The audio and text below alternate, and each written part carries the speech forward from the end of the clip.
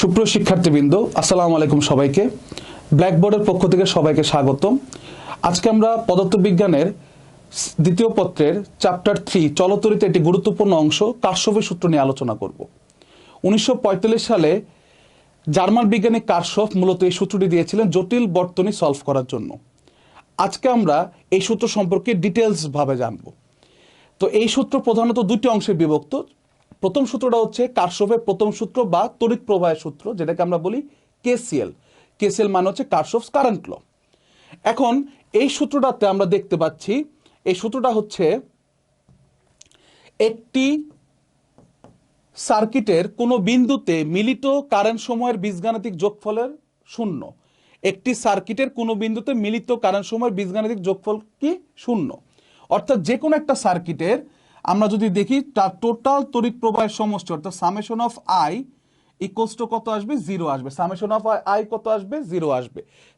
প্রত্যেকটা বিন্দুতে যতগুলা কারেন্ট ফ্লো আছে সবগুলা সমষ্টি কি আসবে? আমাদের 0 আসবে। সামেশন অফ আই সমান 0 আসবে। এখন যদি আমরা একটু দেখি যে এই একটা পয়েন্টে, আমরা একটু যদি সবাই খেয়াল করি, এই একটা পয়েন্টে কিছু তড়িৎ প্রবাহ আসছে। যেমন আমরা দেখতে পারতেছি এখানে I1টা আসতেছে, আবার এখান থেকে I2টা আসতেছে, আবার এখান থেকে I3টাও আসতেছে, আবার এখান থেকে কিছু প্রবাহ বের হয়ে যাচ্ছে, যেমন I4 বের হয়ে যাচ্ছে, I5ও বের হয়ে যাচ্ছে।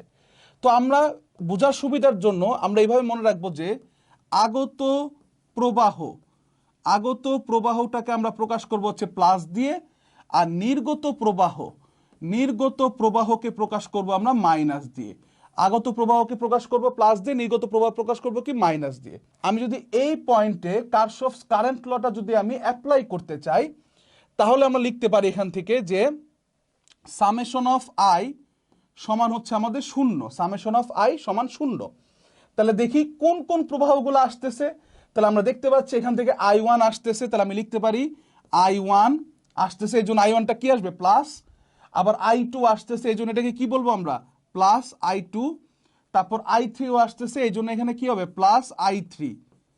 আবার এখান থেকে বের হয়ে যাচ্ছে কি? I4 বের হয়ে যাচ্ছে, তাহলে minus I4 minus I5 equals to কত? 0।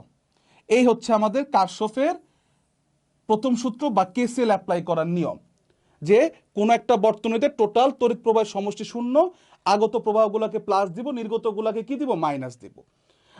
আমাদের এখানে আরেকটা জিনিস মনে রাখতে হবে, সেটা হচ্ছে প্রতিটি, খেয়াল করবো এই লাইনটা, প্রতিটি সার্কিটের এমন একটি বিন্দু নিতে হবে যাতে সকল প্রবাহ পাওয়া যায় এবং আগে কেসিএল প্রয়োগ করতে হবে। মানে প্রত্যেকটা বর্তনী যখন আমরা সলভ করা শুরু করব, তো প্রথমে আমাদেরকে যে কাজটা করতে হবে, সার্কিটে এমন একটা পয়েন্ট নিতে হবে যে পয়েন্টে সকল প্রবাহ পাওয়া যায় এবং আগে কেসিএল অ্যাপ্লাই করতে হবে। যাই হোক, আমরা পরের টপিকে চলে যাই। সেটা হচ্ছে কার্শফের দ্বিতীয় সূত্র বা বিভবের সূত্র। কার্শফের দ্বিতীয় সূত্র বা কি বিভবের সূত্র, যেটাকে আমরা ইংলিশে বলেছি KVL, Kirchhoff's voltage law. Kirchhoff's voltage law সেটা কি বলতেছে?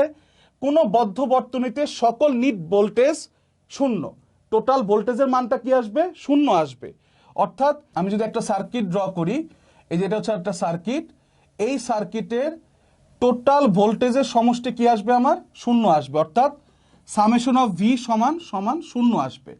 আবার আমরা জানি ওহমের সূত্র থেকে আমরা পড়েছি যে বিভব ভি সমান হচ্ছে আই ইন্টু আর, অর্থাৎ টোটাল ভোল্টেজ ইকুয়ালস টু কত? অথবা তড়িৎ প্রবাহ এবং রোধের গুণফলের টোটাল সমষ্টিটা কত আসবে? আমাদের 0 হবে। এটা হচ্ছে কি আমাদের কার্শফের দ্বিতীয় সূত্র বা ভোল্টেজের সূত্র, বা যেটাকে আমরা বলি কেভিএল। এখন কেভিএল অ্যাপ্লাই করার ক্ষেত্রে আমাদের কিছু পার্টিকুলার কিছু রুলস আগে একটু ফলো করতে হবে। সেই রুলসগুলো যদি আমরা একটু দেখি, সেটা হচ্ছে 1 নাম্বার, প্রথমে আমাকে ব্রাঞ্চ খুঁজে বের করতে হবে। আমি যখন কোনো একটা সার্কিট নিব, সেই সার্কিট থেকে প্রথমে কি নিব? ব্রাঞ্চগুলা খুঁজে বের করব, যে আসলে কোনগুলা কি কি অংশ আছে। দ্বিতীয় অংশ হচ্ছে প্রতিটা ব্রাঞ্চের মধ্যে কারেন্ট ফ্লোটা আমাকে দিতে হবে, মানে কারেন্ট দিতে হবে। 3 নাম্বার হচ্ছে প্রত্যেকটা এলিমেন্ট বলতে আমি এখানে বোঝাচ্ছি, যদি আমার একটা সার্কিটে রোধ থাকে তাহলে রোধ, আর যদি আমার একটা সার্কিটে রোধ না থাকে তাহলে সেক্ষেত্রে আমি যদি সার্কিটে অন্য কিছু থাকে সেগুলোর দুই পাশে আমরা কি দিব? সাইন দিব। যেমন একটা সার্কিটে রোধ থাকতে পারে, ক্যাপাসিটর থাকতে পারে, অনেক কিছু থাকতে পারে। তো এগুলোর দুই পাশে আমরা কি দিব? সাইন দিব। খেয়াল করবো আমরা কিভাবে সাইনটা দিব। ব্যাটারির বড় দাগে, একটা ব্যাটারি আমরা সবাই জানি ব্যাটারির সাইন এরকম, ব্যাটারির বড় দাগটাকে দিব হচ্ছে কি প্লাস, আর ব্যাটারির ছোট দাগে দিব কি আমরা মাইনাস, ব্যাটারি ছোট দাগে দিব কি মাইনাস।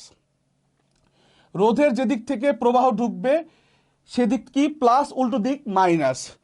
ধরেন এটা হচ্ছে একটা রোধ, এই রোধের এই প্রান্তে যদি প্রবাহ ঢুকে তাহলে এই প্রান্তটা কি প্লাস, অপরটা কি হবে তাহলে আপনি মাইনাস। এরপর হচ্ছে লুপ ট্রাভেল করতে হবে। এখন লুপ জিনিসটা কি, লুপটা হচ্ছে আমরা বলি বদ্ধ বর্তনী। লুপটা আমরা বলতে বুঝি বদ্ধ বর্তনী, অর্থাৎ একটা বর্তনীর ছোট্ট অংশ বা লুপ মানে বদ্ধ বর্তনী, একটা বদ্ধ বর্তনীতে হিসাব করতে হবে। এই বদ্ধ বর্তনী ট্রাভেল করে এন্টি ক্লকওয়াইজ বা ক্লকওয়াইজ। আমরা একটা বদ্ধ বর্তনীতে ক্লকওয়াইজও যেতে পারি, আবার কি যেতে পারি এন্টি ক্লকওয়াইজও যেতে পারি। সো একটা লুপ ট্রাভেল করে এন্টি ক্লকওয়াইজ বা ক্লকওয়াইজ, আমরা কি করব ভোল্টেজে পরিবর্তন বের করব বা ক্লকওয়াইজ বা এন্টি ক্লকওয়াইজ হিসাবে যাব। এবং সবসময় মনে রাখবো ঢোকার সাইন নিব অথবা বের হওয়ার সাইনটা নিব। হয় আমরা একটা বর্তনীতে ঢোকার সময় যে সাইনটা আছে সেটা নিব, নাহলে বের হওয়ার সাইনটা নিব। এখন এগুলো আমরা একটু এই জায়গায় অ্যাপ্লাই করি। এটা একটা সিম্পল সার্কিট আমার এখানে একটা আছে, আমরা সবাই খেয়াল করতে পারতেছি, খুবই সিম্পল একটা সার্কিট। যে একটা এটা হচ্ছে আমার সোর্স বা ব্যাটারি, এই ব্যাটারির সাথে R1 এবং R2 দুইটা রোধ কি আছে আমার কানেক্টেড আছে, এটাকে আমরা একটা লুপও বলতে পারি। এখন এই লুপে আমরা প্রথমে কি করব, আগে আমরা কারেন্ট দিব। আমরা কি দিব কারেন্ট। তাহলে কারেন্টটা কিভাবে দিব, দেখেন ব্যাটারি পজিটিভ প্রান্ত থেকে আমার কারেন্ট ফ্লো আইটা তৈরি হচ্ছে, সেটা R1 রোধের মধ্যে দিয়েও যাবে এবং R2 রোধের মধ্যে দিয়েও যাবে। দ্বিতীয়ত হচ্ছে প্রত্যেকটা এলিমেন্টের দুই পাশে আমরা কি দিব সাইন দিব। তাহলে ধরেন আমাদের এই রোধের এই প্রান্তে কি প্রবাহ ঢুকতেছে, তাহলে আমার এই প্রান্তটা কি আসবে প্লাস, অপরটা কি আসবে আমার মাইনাস। এখানেও সেম, এখানে R2 রোধের এই প্রান্তে প্রবাহ ঢুকতেছে, এই জন্য এই প্রান্তটা কি আসবে প্লাস, অপরটা কি দিব আমরা মাইনাস। তারপরে লুপটা ট্রাভেল করব। তো ধরেন লুপটা ট্রাভেল অনেকভাবে করতে পারে, লুপটা ট্রাভেল করতে পারে এন্টি ক্লকওয়াইজ অথবা কি ক্লকওয়াইজ। তো আমরা এখানে ধরেন আমরা ক্লকওয়াইজ ট্রাভেল করব, ধরে নিলাম ক্লকওয়াইজ ট্রাভেল করব, মানে আমি পুরা বর্তনীটা আমি ক্লকওয়াইজ ঘুরবো মোট কথা। তাহলে আমি যদি এখন এখান থেকে ধরেন আমি এখান থেকে যদি ক্লকওয়াইজটা ঘুরি, মনে করেন আমি ঘুরতেছি, তা আমি যদি ক্লকওয়াইজ ঘুরি এখানে কতগুলো আমি ঘর দেখতে পাইতেছি, ঘর বা রুমের মতো দেখতে পাচ্ছি। সেটা কি, এটা একটা ব্যাটারির ঘর, এটা R1 এর ঘর, এটা কি R2 ঘর। তা আমি কি করব এই ঘরগুলোতে ঘুরবো। ঘোরার সময় আমার ঢোকার যে সাইনটা থাকবে, হয় ঢোকার সাইনটা নিব, নাহলে কি সবসময় বের হওয়ার সাইনটা নিব, বা সহজ অর্থে বলি প্রথম সাইনটা নিব নাহলে দ্বিতীয় সাইনটা নিব। যেমন ধরেন আমি এখান থেকে যাত্রা শুরু করলাম, এখান থেকে যাত্রা শুরু করে আমি প্রথমে কি পাচ্ছি, প্রথমে পাচ্ছি হচ্ছে আমাদের ব্যাটারি ভোল্টেজ, সেটা কত ভিএস। এখন ভিএস এর কোন চিহ্ন আমার সামনে পড়তেছে, আমার ভিএস এর চিহ্ন পড়তেছে সামনে মাইনাস, তাহলে আমি এখানে দিব মাইনাস ভিএস। আবার যদি কেউ চান পরের চিহ্নটা দিতে, সে পরের চিহ্নটা দিতে পারে, প্লাসটাও দিতে পারে, যার যেটা ইচ্ছা। এরপর আমি এখান থেকে ঘুরে যাবো কোথায়, এই জায়গায় যাব। এই জায়গায় আমার রোধ আছে কত R1, তার মধ্যে আমার প্রবাহ যাচ্ছে কত I, তার মধ্যে আমার প্রবাহ যাচ্ছে কি I।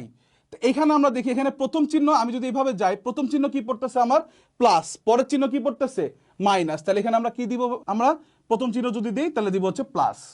যেহেতু আমি এখানে হিসাবটা প্রথম চিহ্ন দিয়ে করতেছি, এই জন্য সব প্রথম চিহ্নটা নিতেছি। এরপরে আমি R2 মধ্যে দিয়ে যাচ্ছি, R2 মধ্যে দিয়ে আমার কারেন্ট ফ্লো কত I। তাহলে এখানে আমার প্রথম চিহ্নটা কি প্লাস, পরের চিহ্নটা কি মাইনাস। তাহলে আমি প্রথম চিহ্ন নিচ্ছি, প্রথম চিহ্ন প্লাস, এই কষ্ট কত আমাদের 0। এই হচ্ছে আমাদের কারশফের ভোল্টেজ লটা অ্যাপ্লাই করার নিয়ম। আশা করি আপনারা সবাই বুঝতে পারছেন। এরপর আমরা চলে যাব একটা ম্যাথমেটিক্যাল প্রবলেমে। এইটা হচ্ছে আমার একটা সার্কিট, এই সার্কিট থেকে আমাকে প্রবলেম সলভ করতে হবে, অর্থাৎ এই সার্কিট থেকে আমাকে প্রশ্ন আসবে যে কারশফের সূত্র ব্যবহার করে এখান থেকে I1 কত, I2 কত আর I3টা কত, এটা আমাকে বের করতে বলা হবে যে এই সার্কিটে I1 I2 এবং I3 এদের মানগুলা কত। তাহলে প্রথমে যে কাজটা করবো, আমরা যদি যে রুলসগুলো যদি আরেকবার একটু খেয়াল করি, যে এই রুলস অনুসারে আগে সার্কিটটাকে আমরা একটু সাজায় নিব, আমরা আমাদের মতো করে আমরা সাজায় নিব। তাহলে প্রথমে যে করব, আমরা কি করব, এখানে আমরা ব্রাঞ্চটা খুঁজে বের করতে পারতেছি যে এখানে টোটাল একটা সার্কিট, এটা একটা ব্রাঞ্চের মতো আছে এবং এখানে দুইটা লুপ আছে। এটা একটা অংশ যেটাকে আমরা লুপ 1 বলতেছি, এটা একটা অংশ সেটাকে আমরা কি বলতেছি লুপ 2 বলতেছি। এখন লুপ 1-এ খেয়াল করি আমরা সবাই, আমাদের এখানে একটা ব্যাটারি আছে ভোল্টেজ V1, এখানে একটা ব্যাটারি আছে কি ভোল্টেজ V2। এখন V1 থেকে একটা কারেন্ট প্রবাহ I1 তৈরি হবে, আর V2 থেকে একটা কারেন্ট প্রবাহ I2 কি হবে তৈরি হবে। এই দুটো আমার এদিকে আসবে, এদিকে আসার পরে এ বিন্দুতে তারা কি হবে, I1 এবং I2 দুইটা কি হবে, মিলিত হবে। I1 এবং I2 দুইটা কি হবে, মিলিত হবে। মিলিত হওয়ার পরে I3 হয়ে তারা R3 রোধের মধ্যে দিয়ে যাবে। এরপরে বি পয়েন্টে আবার তারা কি করবে, আগের মতো আবার দুটো অংশে ভাগ হবে। এদিকে চলে যাবে হচ্ছে I1 আর এদিকে চলে যাবে কি I2, যে তারা পুনরায় তাদের তাদের ব্যাটারিতে ব্যাক করবে। এই হচ্ছে আমাদের সার্কিটে কারেন্টগুলো দেওয়া হয়ে গেল। এরপর আমরা কি করব, আমরা এলিমেন্টগুলো চিহ্ন দিব। তা আমার এখানে ব্যাটারির বড় দাগটা কি পজিটিভ, ছোট দাগটা কি নেগেটিভ। R1 এর প্রথমটা কি, যেহেতু প্রবাহ এদিক থেকে ঢুকতেছে তাহলে এদিক কি প্লাস, এই পাশটা কি আমাদের মাইনাস। R2 রোধের এদিকে, এদিক দিয়ে যদি প্রবাহ ঢুকতেছে তাহলে এদিক কি প্লাস আর এদিক কি মাইনাস। এবার R3 এর এদিকে কি প্লাস এবং এদিকে কি মাইনাস। এই প্লাস মাইনাস দেওয়া হয়ে গেল। এখন আমরা একবারে শুরুর ক্লাসে, একদম শুরুটাতে চলে যাই। শুরুতে আমরা দেখেছিলাম যে প্রতিটা সার্কিটের এমন একটা বিন্দু নিতে হবে যাতে সকল প্রবাহ পাওয়া যায়, এবং আগে কেসিএল প্রয়োগ করতে হবে। আগে কি প্রয়োগ করতে হবে, কেসিএল। তাহলে একটু আমরা দেখি যে এই পয়েন্টে আগে আমাকে ফাইন্ড আউট করতে হবে, এমন একটা বিন্দু ফাইন্ড আউট করতে হবে যে বিন্দুতে আমরা কি করতে পারো, সকল প্রবাহ পাবো। তাহলে আমি যদি এই পয়েন্টটা নেই, এই পয়েন্টে শুধু আমি I1 তড়িৎ প্রবাহ পাচ্ছি। আবার যদি আমি এই পয়েন্টটা নিই তাহলে আমি শুধু I2 তড়িৎ প্রবাহ পাচ্ছি। এই পয়েন্টটাতে শুধুমাত্র I3 পাচ্ছি, এই পয়েন্টটাতে আমি I1 পাচ্ছি। তাহলে আমি এমন একটা পয়েন্ট ফাইন্ড আউট করতে হবে যাতে আমি সকল প্রকার প্রবাহ পাওয়া যায়। তাহলে আমরা দেখতেছি যদি আমি এই বিন্দুটা যদি আমরা নেই, এই বিন্দুতে দেখেন তো I1ও আসতেছে, I2 আসতেছে, আবার I3 বের হয়ে যাচ্ছে, তাহলে সকল প্রবাহ পাওয়া যাবে। তাহলে আমরা এই বিন্দুতে কেসিএল প্রয়োগ করে পাই। তাহলে কেসিএল প্রয়োগ করবো কিভাবে, আগত প্রবাহ কি প্লাস, নির্গত কি মাইনাস। অর্থাৎ কোন কোন প্রবাহ আসতেছে, I1 আসতেছে, I2 আসতেছে এবং I3 কি বের হয়ে যাচ্ছে, তাহলে কি আসবে মাইনাস I3, এবং তাদের টোটাল সমষ্টিটা কত আমাদের, 0। তাহলে এখান থেকে আমরা লিখতে পারি I1 plus I2 equals to কত, I3। তাই আমরা এখানে লিখেছি যে এই বিন্দুতে কেসিএল প্রয়োগ করে পাই I1 plus I2 equals to কত, I3। এরপর আমরা লুপ 1-এ কেভিএল অ্যাপ্লাই করব। তাহলে কেভিএল যদি আমি এখানে অ্যাপ্লাই করি তাহলে একটু মনোযোগ দিয়ে দেখবো। আমরা এখানে যাব ক্লকওয়াইজ যাব, যেভাবে যান ক্লকওয়াইজ এন্টি ক্লকওয়াইজ যে কোনো ভাবে যেতে পারেন। তাহলে ক্লকওয়াইজ যদি আমি যাই তাহলে এই পয়েন্ট থেকে আমি ক্লকওয়াইজ যাচ্ছি। তাহলে ক্লকওয়াইজ যদি যাচ্ছি তাহলে ভালো মতো খেয়াল করবেন যে এইখান থেকে যদি আমি যাওয়া শুরু করি তাহলে আমার প্রথম যে ভোল্টেজ সেটা কত, V1। V1 এর প্রথম কি চিহ্ন পড়তেছে আমাদের, মাইনাস। তাহলে আমি লিখলাম -10 ভোল্ট। খেয়াল করেন -10 ভোল্ট। তারপর আমি এখান থেকে গেলাম, যাওয়ার পরে এখানে রোধ আছে কত, R1। R1 এর মান কত, এখানে 10, এবং এর মধ্যে প্রবাহ যাচ্ছে কত, I1। এবং এখানে কোন চিহ্নটা আমি আগে পাচ্ছি, আমি বলছি আমি প্রথম চিহ্নটা নিব। তাহলে প্রথম চিহ্ন হচ্ছে প্লাস। তাহলে প্লাস কত, 10 I1। তারপর যখন আমি এখান থেকে ঘুরে এদিকে আসব তখন আমার রোধ আছে কত, 40, এবং তার মধ্যে প্রবাহ ঢুকতেছে কত, I3। প্রবাহ ঢুকছে কত, I3, এবং কত আসবে তাহলে ভোল্টেজটা 40 I3। এবং এখানে কোন চিহ্নটা আমি আগে পাচ্ছি, আমি আগে পাচ্ছি হচ্ছে প্লাস চিহ্নটা। তাহলে প্লাস কত, 40 I3 ইকুয়ালস টু কত, 0। এখন যদি আমি এই যে I3 যে মানটা আমি এখানে পেলাম এটা যদি আমি এখানে বসাই দিই I3 জায়গায়, তাহলে আমরা ক্যালকুলেশন করলে পাবো 50 I1 plus 40 I2 equals to 10 volt. এটাকে আমরা 1 নং সমীকরণ দিলাম। নেক্সট আমরা দেখব এই লুপ 2। এই লুপ 2 এ আমরা আবার কেভিএলটা অ্যাপ্লাই করব। লুপ 2 এ কি করব, কেভিএলটা আমরা অ্যাপ্লাই করব। তাহলে লুপ 2 এ যদি আমরা কেভিএলটা অ্যাপ্লাই করি তাহলে সেখানে আগের মতো আমি এই দিক থেকে যাওয়া শুরু করি, আমার মতো আমি এই দিক থেকে যাওয়া শুরু করি। আপনি চাইলে এই দিক দিয়েও যেতে পারেন, যেখান থেকে যান কোনো সমস্যা নাই। তো এখান থেকে যাওয়া শুরু করি, যাওয়া শুরু করলে প্রথমে আমার কি পড়বো, এখানে প্লাস আর মাইনাস। এখানে প্রথম চিহ্ন কি পড়তেছে আমাদের, -20 ভোল্ট। তারপর যখন আমি এদিক থেকে এদিকে যাচ্ছি এখানে রোধ কত আমার 20, তার মধ্যে প্রবাহ কত, I2। এটা কোন চিহ্নটা আগে পড়তেছে, প্লাস। তাহলে প্লাস 20 I2। তারপর এখান থেকে যখন আমরা এখানে আসছি এখানে রোধ কত আমাদের, R3 রোধ হচ্ছে 40, তার মধ্যে প্রবাহ কত, I3 ইকুয়ালস টু কত, 0। তাহলে আমরা এখান থেকে একটু ক্যালকুলেশন করলে এই যে I3 মানটা যদি আমরা আবার এখানে যদি বসাই তাহলে 40 I1 plus 60 I2 equals to কত আসবে, 20 ভোল্ট। I3 মানটা এখানে বসাই দিলাম, বসাই দিয়ে ক্যালকুলেশন করলে এটা আসবে। তারপর আমরা তাহলে এখানে একটা সমীকরণ পেলাম, এটা হচ্ছে আমাদের 2 নং সমীকরণ। এখন 1 আর 2 যদি আমি সমাধান করি তাহলে I1 পাবো হচ্ছে -0.14 অ্যাম্পিয়ার, আর I2 এর মান পাবো হচ্ছে 0.42 অ্যাম্পিয়ার। এখানে একটা গুরুত্বপূর্ণ বিষয় মনে রাখতে হবে, প্লাস মাইনাস যাই থাক না কেন আপনাকে সব চিহ্নটা ক্যালকুলেশনে যে চিহ্নটা আপনাদের আসবে সেটাই নিতে হবে। প্লাস মাইনাস আসলে যে বা মাইনাসে মান আসলে যে মানটা ভুল জিনিস, সেটা কিন্তু তা না। আপনাকে মনে রাখতে হবে আমাদের এখানে দিকটা অন্যভাবে ধরা হয়ে গেছে, মাইনাস আসা মানে তড়িৎ প্রবাহটা উল্টা দিকে যাচ্ছে। সো এটা কোনো সমস্যা না, স্যাররা এটা বুঝবেন এবং তারা নাম্বারও দিবেন। তাহলে I1 এর মান হচ্ছে -0.14 অ্যাম্পিয়ার, I2 এর মান হচ্ছে 0.42 অ্যাম্পিয়ার। তো I1 আর I2 এর মানটা পেয়ে গেলাম। এইটা যদি আমি এই সমীকরণে বসাই দিই, এই যে I1 + I2 = I3 যদি এই সমীকরণে বসাই দিই, তাহলে আমরা I3 মান পেয়ে গেলাম 0.28 অ্যাম্পিয়ার। খুব সিম্পল ভাবে আমরা এই সার্কিটটা আমরা কি করতে পারলাম, সলভ করতে পারলাম। আশা করি আপনারা সবাই বুঝতে পারতেছেন।